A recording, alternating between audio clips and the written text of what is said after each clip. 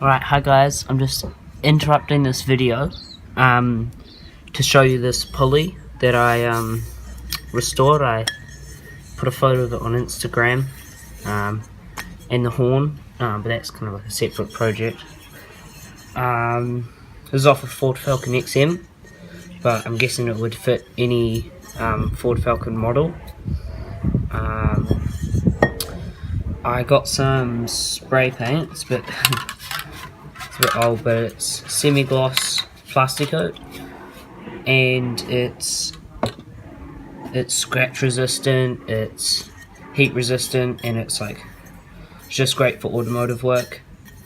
And I just spray painted this, did some detailing work. So yeah, if you want to go check us out on Instagram, that'd be great. Car Factory Customs. Yeah,